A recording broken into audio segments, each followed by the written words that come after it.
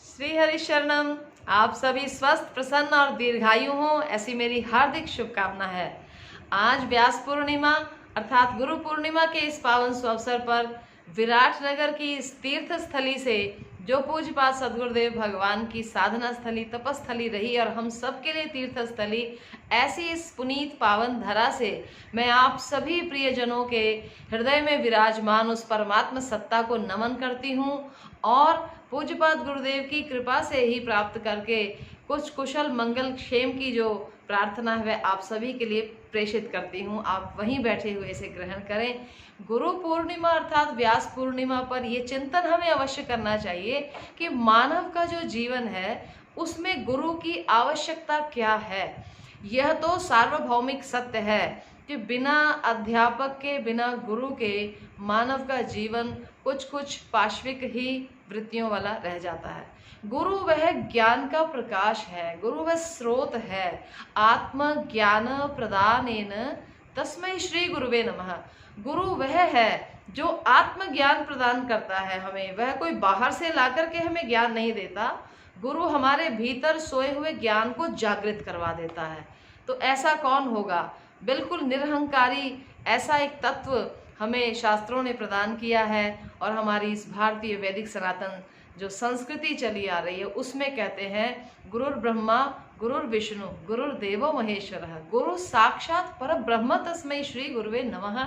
गुरु ही creator है, गुरु ही हमारा पालनहार है और हमारे मन में, हमारी इंद्रियों में विषय जनित विकारों का जो डिस्ट्रॉयर है, विनाशक, वह भी हमारा गुरु तत्व ही है।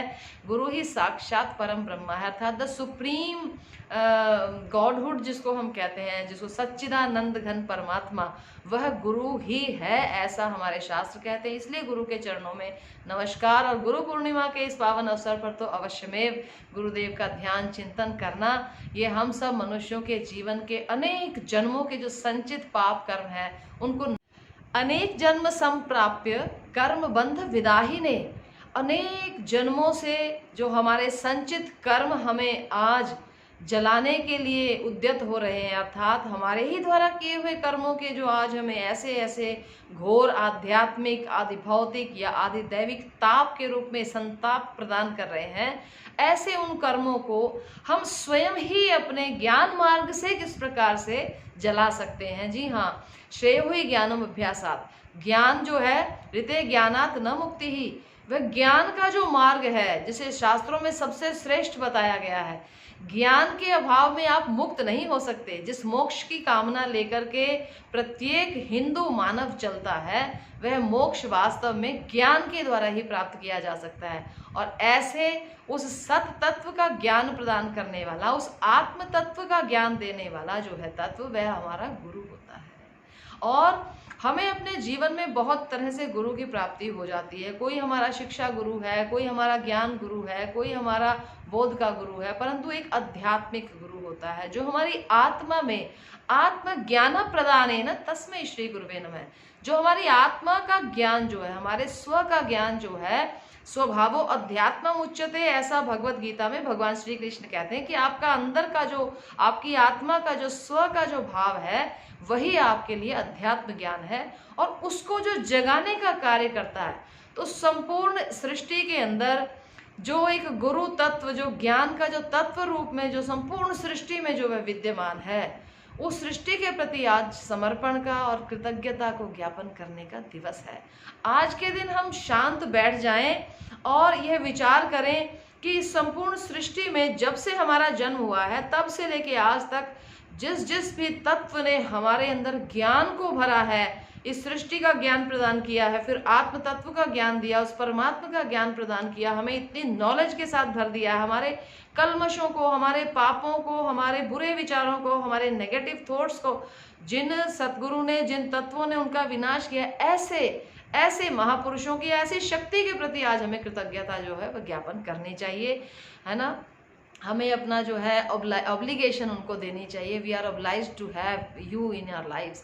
और बड़े सौभाग्यशाली वे होते हैं जिनको वास्तव में ही मानव का शरीर धारण किए हुए, चलते फिरते, खाते पीते, हंसते बोलते हुए ऐसे रूप में कोई ऐसे महापुरुष मिल जाते हैं जो मैं और मेरा, तू और तेरा की इन क्षुद्र भावनाओं को तोड़ चुके होते हैं। वे इन बेड़ियों को काट चुके होते हैं और स्वयं जो है वे उस विराट, उस ब्रह्म के स्वरूप में विलीन हो चुके होते हैं।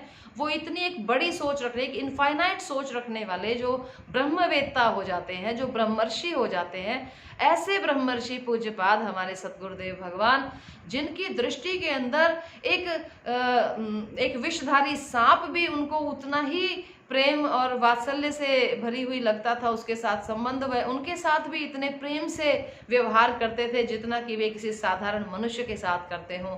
तो ऐसे ऐसे तत्ववेता महर्षि, तत्ववेता ब्रह्मर्षि जिनको मिल जाते हैं अपने जीवन में, कि वे हमारे जीवन के अंदर से, हमारे इस हृदय के अंदर जो कर्मों की बगिया हमने लगा रखी है उसमें से वे हमारे बुरे और जो नेगेटिव कर्म है, जो हमारे असत को धारण करने वाले जो कर्म है, वो इनको ऐसे चुन चुन के निकाल करके बाहर कर देते हैं। हमारी बुद्धि के अंदर वे विशुद्ध जो है बोध तत्व को जन्म दे देते हैं। हमारे हृदय के अंदर बिल्कुल वासना और कामना से रहित जो प्रेम है, विशुद्ध प्रेम, उसे जगा देते हैं और हमें अपनी कर्मेंद्रियों के द्वारा वो बिल्कुल निस्वार्थ भाव से कर्म निष्ठा को जगा देते हैं, कर्तव्य कर्मों को करने की प्रेरणा देते रहते हैं। ऐसे बोध, प्रेम और सेवा को हमें प्रदान करने वाले ऐसे सद्गुरुदेव के प्रति हमारा भी कर्तव्य बनता है कि हम पूर्ण समर्पण अपना कर दें, आत्मसमर्पण कर देना चाहिए सद्गुरु के चरणों में। वहां फिर अपना अहम का भाव तनिक भी हमें नहीं रखना चाहिए। जब ऐसा हो जाता है तो मान लीजिए कि हमने अपना जो पात्र है, जो हमारा बर्तन है, उसको बिल्कुल ही खाली कर दिया, बिल्कुल उड़ेल दिया।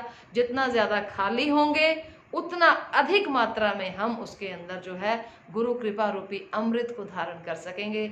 आप सभी के जीवन में सद्गुरुदेव की कृपा का अमृत भरे और यही मंगल कामना करते हुए आज प्रातःकालीन श्री गुरुदेव के समाधि के अंदर पुष्प वर्षा और पूजन का जो दृश्य है अब आपको आगे दिखाया जाएगा, आप उसका भी आनंद लें। श्री हरि शरणम,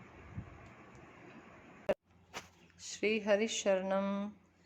श्री गुरुदेव महाराज के समाधि स्थल पर पूज्यपाद महाराज जी के ऊपर पुष्प वृष्टि करते हुए आप सभी भक्तजन देखें। महाराज जी के पीछे जो बना हुआ है, जहां आप देख रहे हैं कि एक माला सजाकर रखी गई, वह स्थान है जिसके नीचे महाराज जी के श्री विग्रह को समाधिस्थ रूप में विराजमान करवाया गया था।